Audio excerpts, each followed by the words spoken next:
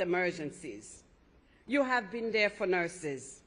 As you go into the general election, you could count on Neisner's full support.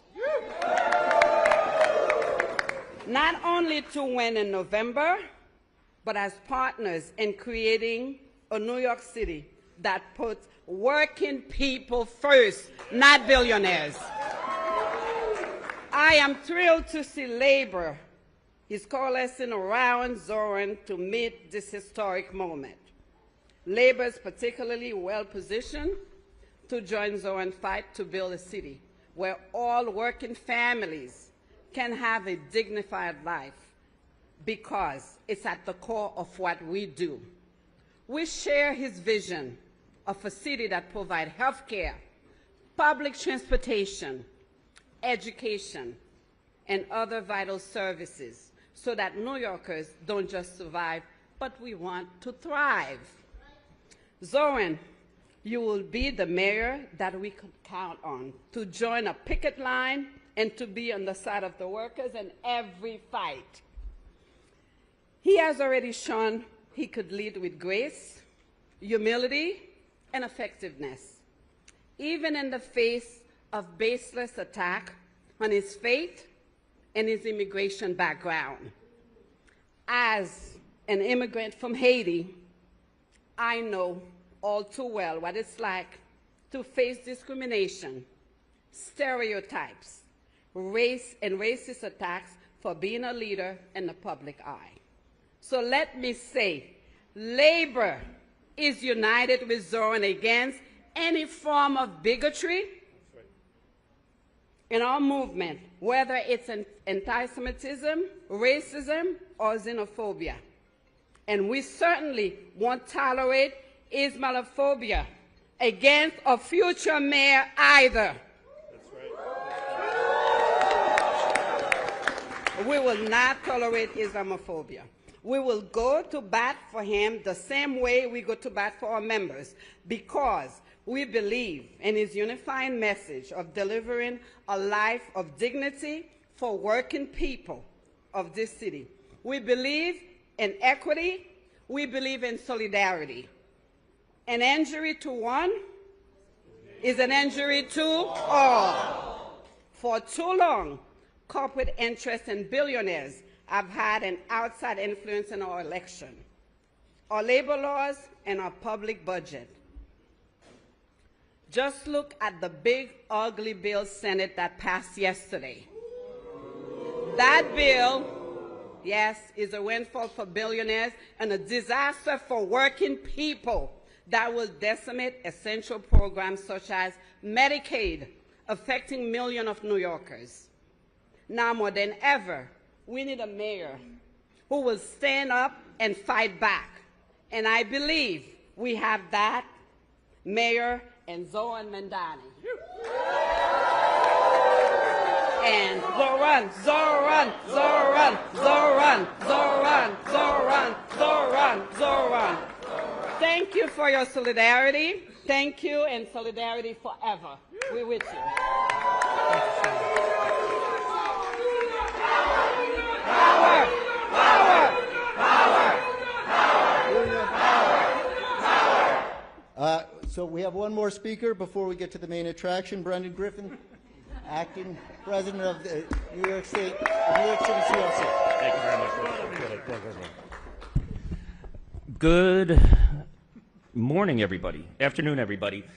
Hello, everybody. My name is Brendan Griffith, and I am with the New York City Central Labor Council, AFL-CIO, and I feel compelled to remind everyone here of a very simple fact, and that is that New York is a union town. And I know we are surrounded by tremendous unions and tremendous workers. Is Neisner in the house? Yeah! Is 32BJ in the house? Yeah! Is HTC in the house? At the Central Labor Council, we are proud to represent 300 unions and over 1 million union members in the 5 boroughs of New York City. And we are tremendously proud to support the Democratic nominee for mayor of the city of New York, Zohran Mamdani. The support for Zohran is based on a lot of different things, a lot of different policies that have been explained by the previous speakers. But one thing I do want to point out that is tremendously important is that Zohran speaks the language of workers. And that is not a difficult language to learn, yet too many in power don't know how to talk to workers. And what we have seen throughout this campaign is that the politics of division don't work. The politics of what is wrong without proposing solutions don't work. What works and what workers want to hear is not just about what needs to be changed, but what is possible and the world that we can create. And Zohran is not coming in to save the working people of New York City. What he is doing is saying, we will build a city that we love together. Together we will do this. And we could not be more proud to support him in that campaign. Now, as I think about where we are, we're walking into July 4th weekend. And if we're being honest, this country is at a crossroads. The city is at a crossroads, and we have a choice. We have a choice to make about the city that we want to build, the state and the country that we want to build. And Zohran is the choice that we want to make. So what I know, what we all know, is that union members do a lot of different things to make New York City what it is. But what we really all do best is go to work. So through November, we are adding some responsibilities to our workload. And that is each and every day, we are going to go to work to make sure that Zohran gets elected the mayor of the city of New York. Thank you so much, everyone. Thank you, Zohran, for all that you do.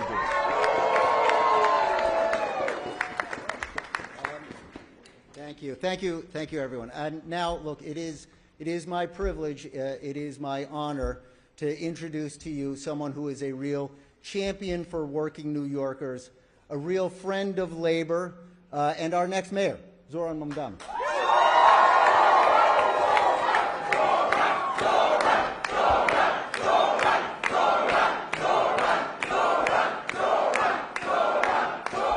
Thank you. Thank you. Thank you all so much. It is such a pleasure to be here today. And I have to thank Rich for hosting us. I have to ask, is HTC in the house? It is an honor to be standing alongside Manny. Is 32BJ in the house? And to be here alongside Nancy is Neisner in the house. And alongside Brendan, representing a labor federation of 1 million workers. It is such an honor. And I truly thank you. I would say, are you in the house? And here you are. To stand here alongside these unions, it's especially meaningful for me. Because this entire campaign has been about ensuring that this city, the most expensive city in the United States of America, finally become affordable for the working New Yorkers who make it so special. And to take on inequality, we know the most effective tool is union density. And so to stand here alongside some of the most incredible unions I have ever had the privilege of knowing and working with, it is an honor. For me as a person, it is an honor for this campaign, and it is an honor for this movement to finally make the city affordable. And we stand here today with these endorsements, reflecting on the results of yesterday. Results where we saw that more than 545,000 New Yorkers gave us a mandate to make this city affordable. And I say the word mandate because this was the most votes any movement has received in 36 years in mayoral elections. A mandate because we won this election by 12 points after just 3 rounds. And a mandate because New Yorkers deserve nothing less than a city where they do more than just struggle. A city where they can return to the dreams that brought them here in the first place. And we see this moment where, as Brendan was saying, the choice we have in front of us, we see a very different choice being taken in Washington, D.C. As we look at legislation that just passed the Senate, legislation that is a betrayal of working-class Americans from coast to coast. Legislation that seeks to steal from the hungry, to cut health care from the workers, all to aid those who already have more money than they know what to do with. And legislation that is being done by the direction of a president who claims to fight for working people. And we know that in this moment, it is up to us in this city to show that we can not only fight back against authoritarianism, but we can also fight for working people. And we do those things together because we understand that democracy is under attack from both. It is under attack from Washington, D.C., and it's under attack from within as more and more working people have greater and greater doubts as to whether their needs can actually be met by this politics. And we stand here today to say yes, we can do both of those things. We can do them in the same way that Fiorello LaGuardia fought for immigrants and fought for dignity at the same time. And we can do them even in contrast to that which we have seen pass for leadership here in this city. Because as I stand here alongside our ever-expanding coalition, I am confident of not only winning a city hall that puts working people first, but finally bringing an end to the chapter in our city, led by our current mayor, to raise rents on those same New Yorkers, to price those same New Yorkers out of this city, and to do all of those things while collaborating with a Trump administration that is seeking to attack the very fabric of this city. And I say that also as someone who came to this city and this country at the age of 7, who grew up in this city, who fell in love with this city, who got married in this city, who got my citizenship in this city. And those same blocks I used to love, the ones between Federal Plaza and the clerk's office, those are the same blocks now today where so many New Yorkers say goodbye to their loved ones and they don't know for how long. We are going to fight for every single one of those New Yorkers, and we are going to do so because they deserve that from their city government. And in this moment, New Yorkers deserve a leader that will continue to look forward, will continue to expand this coalition, will never be satisfied with the idea of winning an election, but rather leading a city.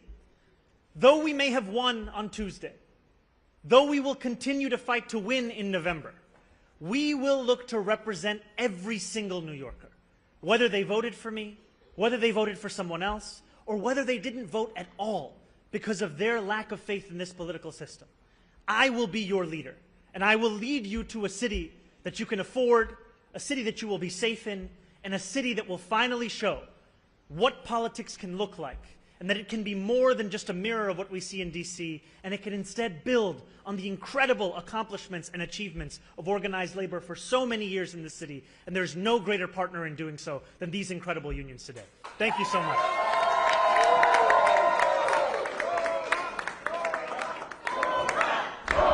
We have time for two on-topic questions. I don't think anyone can hear you. We have time for 2 on-topic questions. Josie?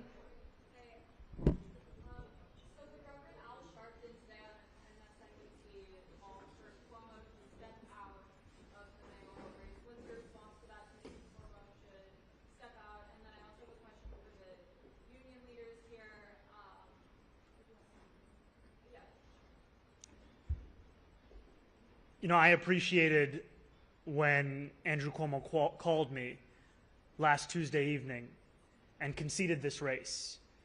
And he told me what he then shared with others, which was the campaign we had built had connected with people across this city. And I told him what I've said since, which is that I'm looking to unite this city, to unite this party, to look forward. I leave the decisions of who will or will not run up to them. But what I have appreciated is the fact that this coalition continues to expand each and every day. And it continues to reach out across the 5 boroughs to New Yorkers to make clear that this is a vision for every single person. And I'm so excited to be here with just one example of that expansion.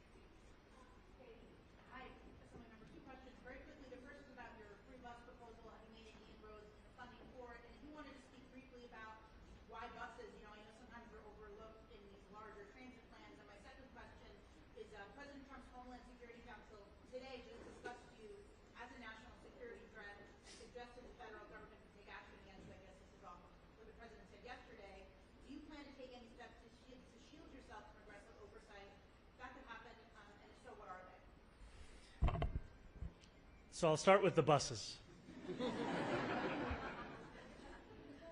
You know, a few years ago, my then Chief of Staff, now Campaign Manager, L. Bisgard Church, and I started a listening tour with transit experts, advocates, and the MTA itself.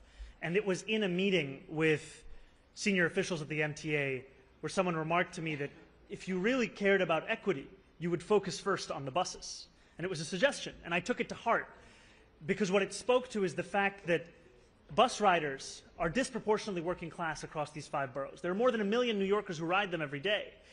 And these are the slowest buses in the country. When I am late and I'm getting off of the train and I'm walking up the steps, I'm walking faster than that bus. The average speed is 8 miles an hour. In parts of Manhattan, it's lower than 6. And what New Yorkers deserve is a way to get around this city that makes sense. And they deserve a system that is reliable, that is safe, that is efficient. And as an assembly member who, alongside the Deputy Majority Leader Mike Gianaris in the state Senate, won the first fare-free bus pilot, we saw that in making a bus free, it wasn't just economic relief. It was that ridership then went up by up to 38%. It was public safety, as assaults on bus drivers went down by 38.9%. And it was also a question of the environmental impacts, as 11% of new riders got out of a car or a taxi and got onto the bus. One of the many things that makes me proud to be a New Yorker is public transit. And as I speak to New Yorkers across the 5 boroughs, I hear their desire for world-class public transit. And to make a bus free is to take one significant step towards that. And I'm excited to work with Governor Hochul, who has been laser focused on the question of affordability, and with the MTA in identifying the revenue that will pay for this and in actually bringing it into effect such that every New Yorker can benefit from what we already saw those 5 routes bring about.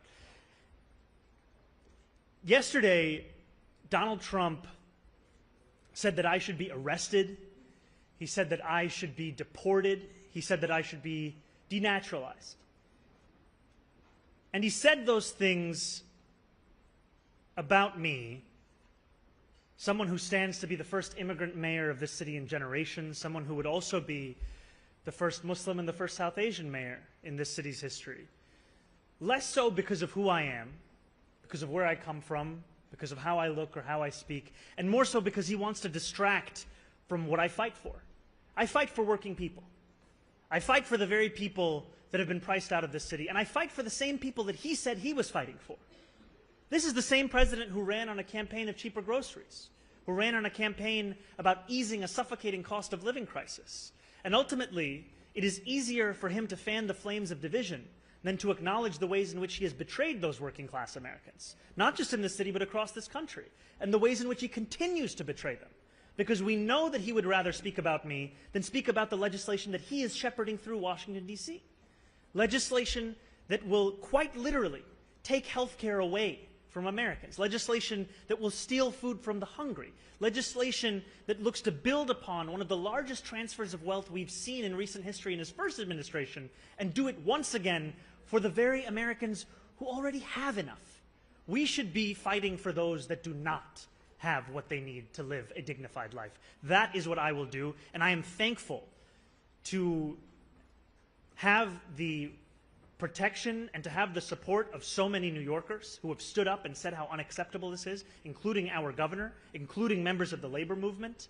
And ultimately, what I fear for is that if this is what Donald Trump and his administration feel comfortable about saying about the Democratic nominee for the mayor of New York City, imagine what they feel comfortable saying and doing about immigrants whose names they don't even know. He's a convicted felon.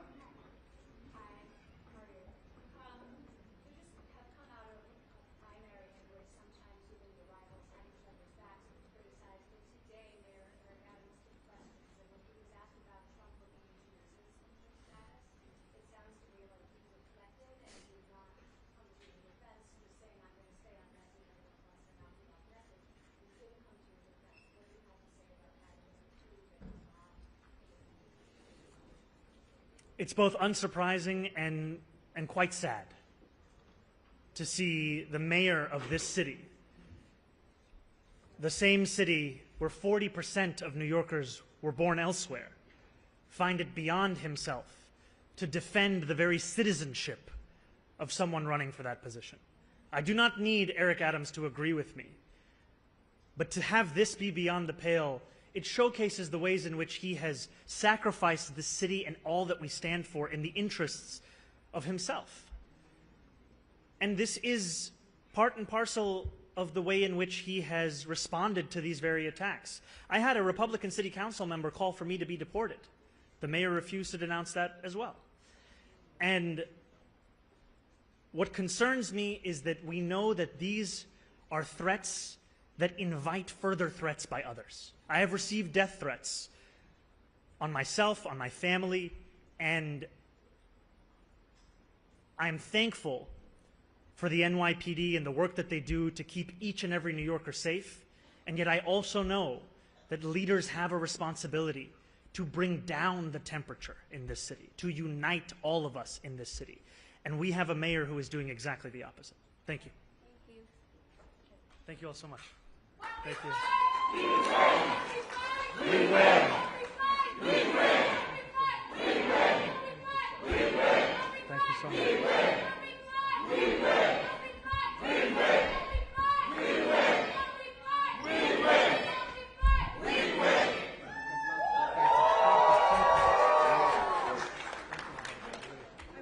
Let's get a photo. We can get a photo. I'm right here. Oh, yes. Let me see you. Can I get one? Yes, everybody can get a picture. When you're done, yeah. Come on, Nick. When you're done, I just want to take a picture with the nurse. Absolutely. Please. Just one second. I'll take one here. Yeah, where's Nick? Where's Nick?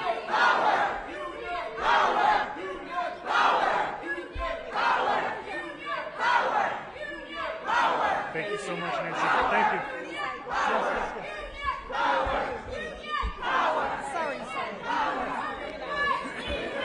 Can we take a picture?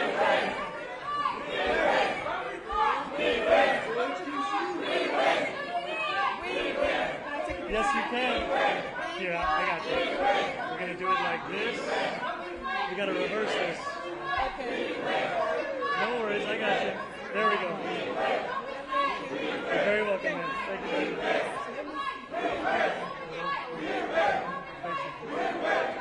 Thank you. Thank you, man.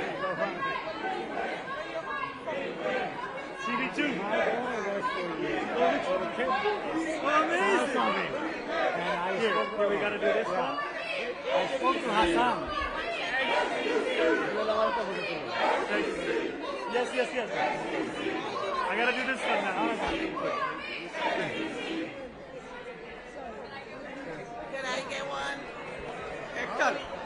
Everybody can get one. Everybody can. Take one for me. Take one. Whatever. Yeah. I don't know. Take I'll do it for you. I'll do it for you. Thank you. We do a selfie. There you go, man. How you doing, man? Good to see you. How you doing? Hey, come on. Absolutely. Sorry. Thank you, man. Great to see you. Assalamu alaikum. Yes, give me one second. I'll take this one. We're going to... Andrew.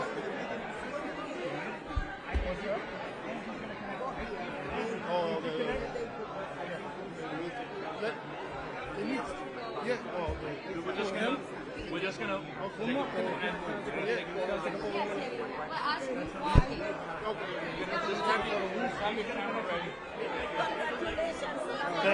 Walaikum salam.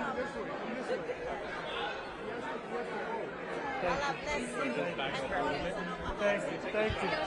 Okay. Hey, how's it going, guys? I'll be back.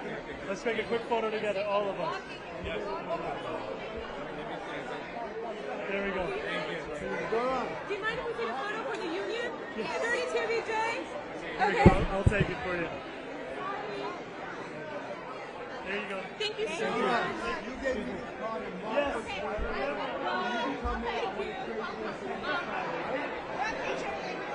Yes, that's it.